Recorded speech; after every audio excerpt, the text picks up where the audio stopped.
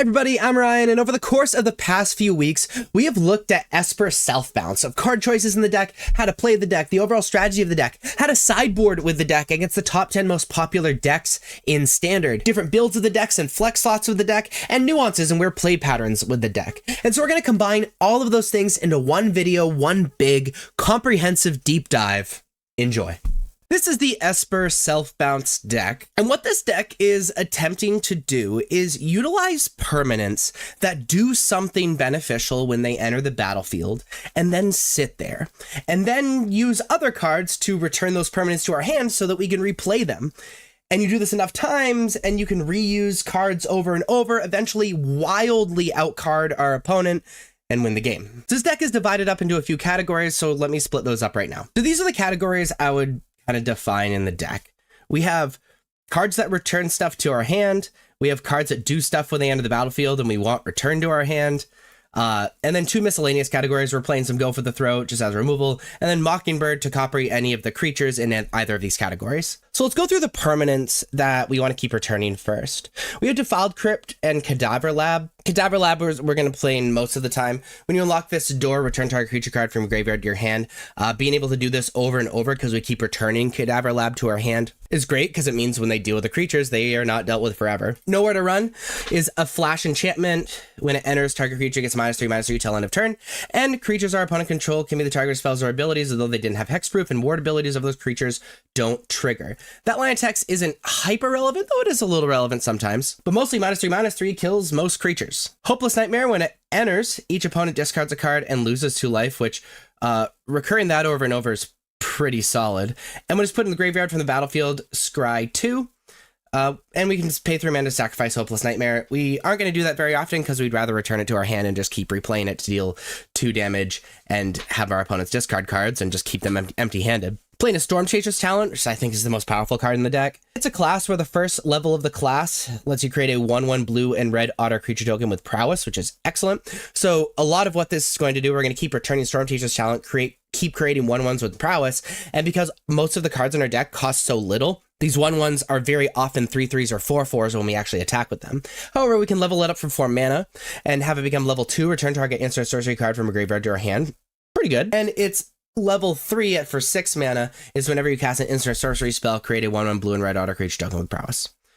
Again, most of the time, we're just going to keep it on level 1, sometimes level 2, and extremely rarely level 3. Playing Optimistic Scavenger is a 1 mana 1/1 with Eerie whenever enchantment you control enters. And whenever you fully unlock a room, put a +1/+1 counter on target creature. So we're not going to be bouncing this super often, but we have so many enchantments in our deck that we're going to be returning to our hand and then replaying. This lets our creatures just get ridiculously large. And we're playing a single Sheltered by Ghosts. Returning this is fine if it hits a token. However, Sheltered by Ghosts, very, very good against the red deck, which is important to have some play against the red deck because we run a lot of pain lands in the Esper version, and it's like quite decent removal.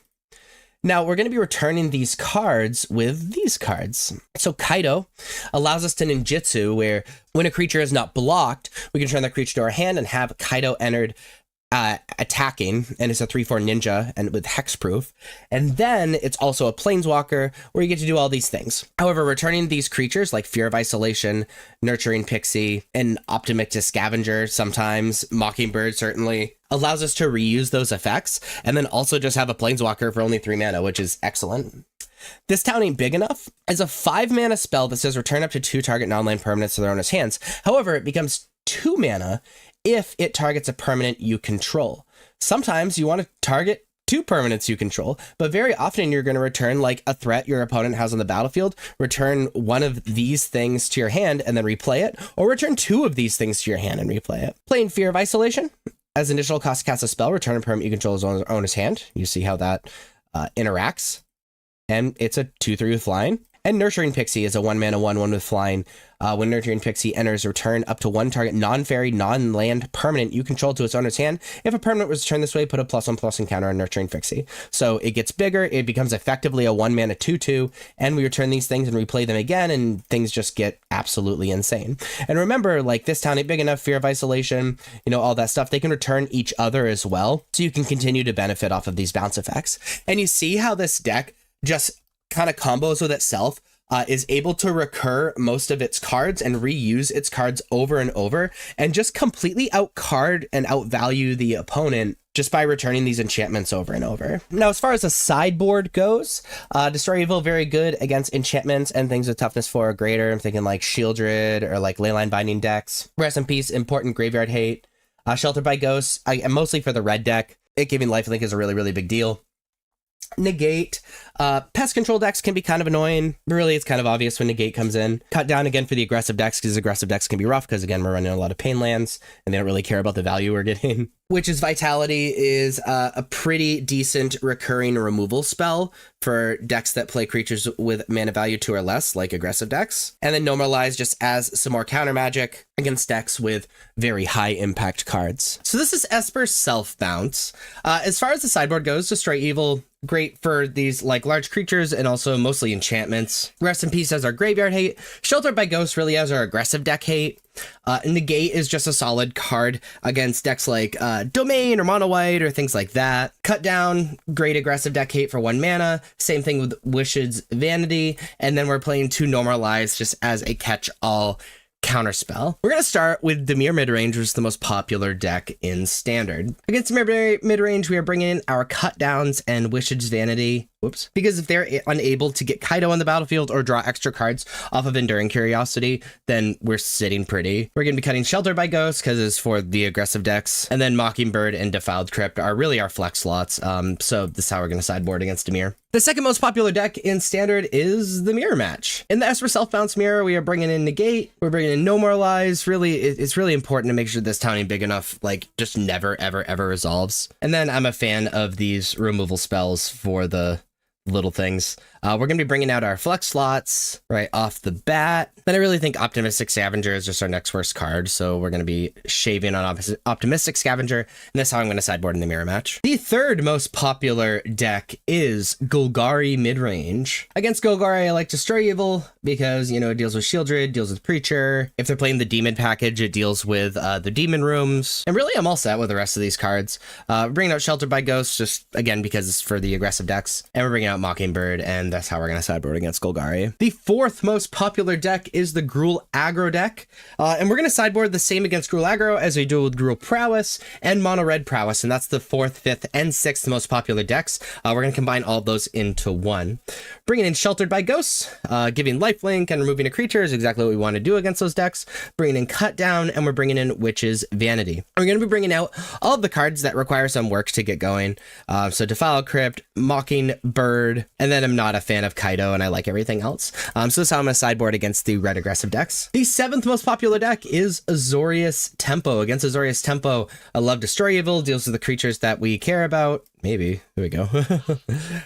We're bringing in Rest in Peace because it means they can just never ever get an Oculus on the battlefield. Haughty Jin's always really, really small. You know, all that stuff. I'm loving Negate. And then we're going to be cutting Nowhere to Run because it doesn't actually kill any of the opponent's creatures. We're going to be cutting Sheltered by Ghosts, Defiled Crypt, and then a single Mockingbird. And that's how I sideboard against Azorius Oculus. The 8th most popular deck is Domain. Against Domain, Destroy Evil is insanely good. We're bringing in Negate as well, and Normalize is awesome too, just being able to counter their high value threats. Nowhere to Run is just awful. Same thing with Sheltered by Ghosts. Defiled Crypt is too slow, and that's how we're going to sideboard against Domain. The 9th most popular deck is the Jeskai Convoke deck. Against Jeskai Convoke, we're bringing in this removal just to try to keep them off of their combo as long as possible. And we're going to be bringing out these cards that just don't do anything. So that's how I sideboard against Jeskai Convoke. And then the 10th most popular deck is Mono White against Mono White. Bringing in Negate, we're bringing in our Destroy Evils, and then we're going to bring in our No More Lies. Basically, we're trying to keep them off of their draw engines. Nowhere to Run does simply nothing. Shelter by Ghost does very little, and then we're just going to shave a Mockingbird. This is how I sideboard against Mono White. So these are the non-flex slots in Esper Self Bounce. If you are playing this deck, you're pretty much bought into playing these cards. These 55 cards in the main deck and these 6 cards in the sideboard. Now, when you pick up this deck, you have to make the decision, what are the 5 cards you're going to play that are flex slots that are missing in the main deck? And what are the 9 cards you're going to play that are missing in the sideboard? And then you'll have your own Esper Self Bounce flex slots. So let's look at it. So these are your options for cards to play in those flex slots. These 11 cards in the main deck and these 19 cards in the sideboard. So let's talk about each of these cards and why you would want to play them in the 5 slots in the main deck and the 9 slots in the sideboard. So Spiteful Hexmage is a 1 and a 3/2. When it enters, create a curse roll token attached to target creature you control. Curse basically just makes them a 1/1. And that's actually okay because a lot of cards are 1/1s in this deck anyway. So this actually ends up being a very, very powerful card, and we can just bounce the curse roll and it's like totally fine. And then we have a 3/2 for 1. So you'd want to play this card if you want to be even more aggressive with your deck. Sheltered by Ghosts, we could play a 1 of Sheltered by Ghosts. Sheltered by Ghosts is a 2 mana enchantment. When it enters, exile target non-land permanent opponent controls until Sheltered by Ghosts leaves the battlefield. Enchanted creature gets +1/+0 and have lifelink and ward 2. This is mostly just good against the aggressive decks if you want a better aggressive deck matchup. Go for the Throat. We could play Go for the Throat 3 and 4. It is a 2 mana instant, destroy target non-artifact creature. It's a pretty unconditional removal in case we wanted more removal in our deck. Mostly just spot removal that doesn't really combo with our deck though. Speaking of removal that combos with our deck, we could play Tithing Blade. It is a 2 mana artifact. When it enters, each opponent sacrifices a creature of their choice, and we can craft it with creature to flip it into an artifact that says at the beginning of your upkeep, each opponent loses 1 life and you gain 1 life. Now, a sacrifice effect is not as powerful as spot removal in most situations. However, we can bounce this to our hand with, you know, the combos in the deck. And be able to play it a whole bunch of times, so it could be a removal on a stick. We could play Kaido number 3. Kaido is a 4 mana planeswalker that says during your turn, as long as Kaido has 1 or more loyalty counters on him, he's a 3/4 ninja creature and has hexproof, and notably is no longer a planeswalker. It's +1 is you get an emblem that says ninjas you control get +1/+1. It's 0 Surveil 2, then draw a card for each opponent who's lost life this turn.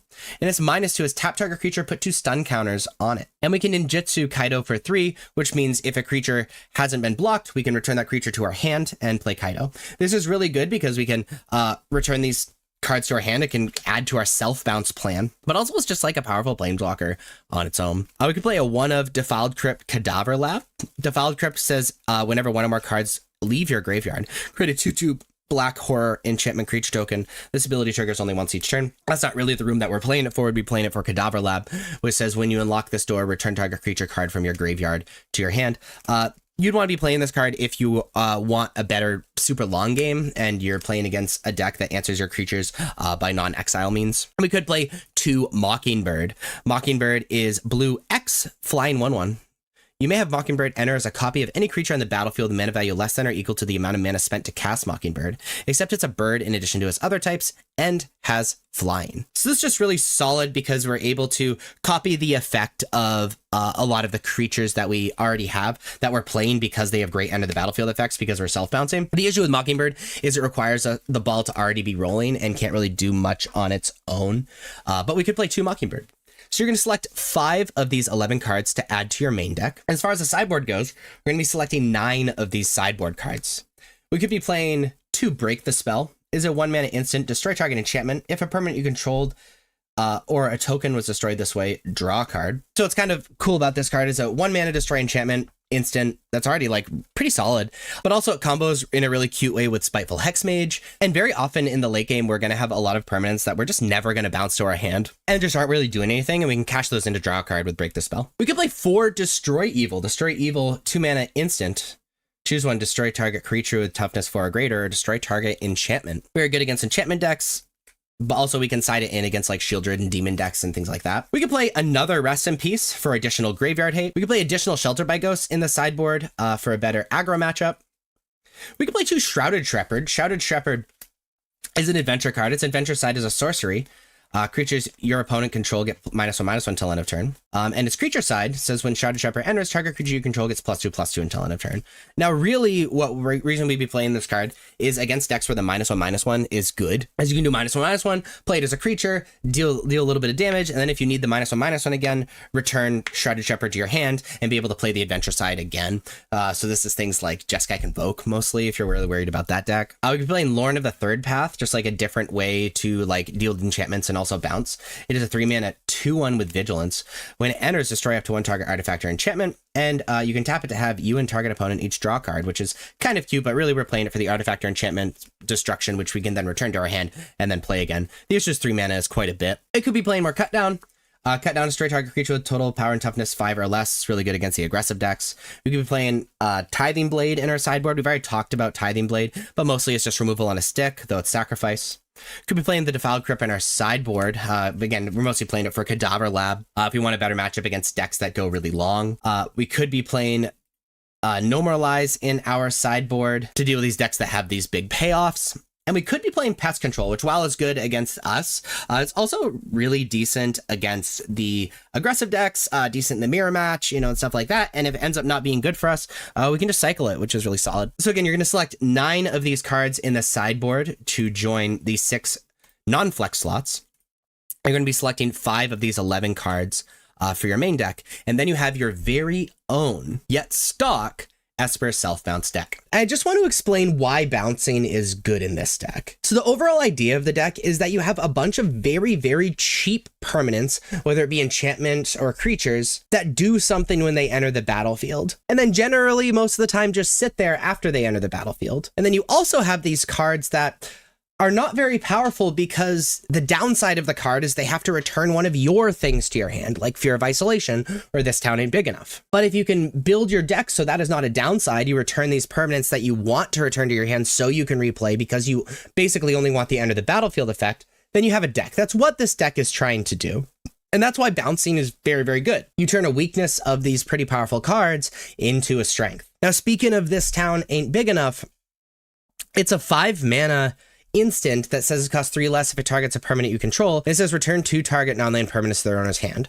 Now, very often when we think of This Town Ain't Big Enough, we think of the Esper deck tapping 5 mana, returning 2 things so they can like jam for lethal or something, or more often returning 1 thing of the Esper deck's 1 thing of their opponents. But remember, This Town Ain't Big Enough can return 2 of the Esper deck's own permanents to their hand, which very often is the most powerful play because, again, your deck is built to play this stuff and capitalize on those enter the battlefield effects. Also remember Stormchaser's Challenge. It takes a lot of mana, so it's really only good in matchups that like go really long.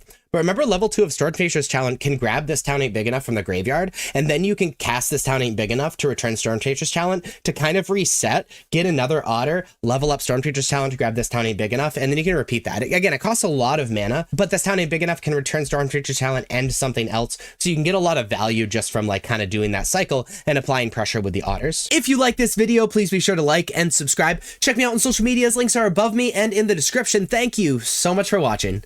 I'll see you next time. Bye-bye.